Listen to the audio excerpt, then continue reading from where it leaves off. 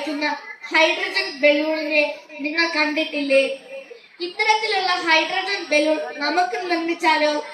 അതിനുള്ളിൽ ഇരിക്കുന്ന വായു ഹൈഡ്രജൻ ആണെന്ന് എങ്ങനെ നമ്മൾ തിരിച്ചറിയും?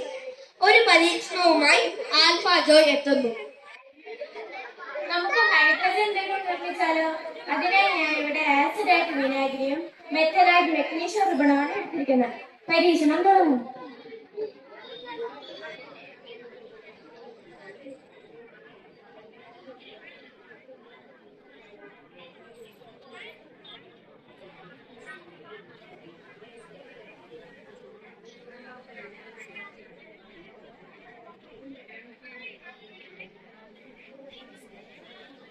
ആദ്യം ഞാനിവിടെ ഒഴിച്ചിരിക്കുന്നത് വിനാഗിരിയാണ്. അതിന്റെ പുറമെ നമുക്ക് മെഗ്നീഷ്യം റിബൺ ഇട്ട് കൊടുക്കാം.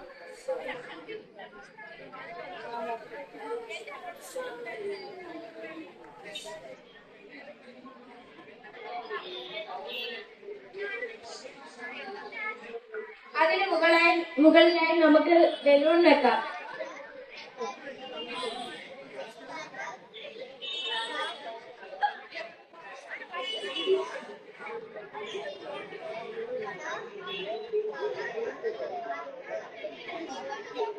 ആസിഡും മെറ്റലും തമ്മിൽ ചേരുമ്പോൾ ഹൈഡ്രജൻ ഗ്യാസ് ഉത്ഭവിക്കുന്നു.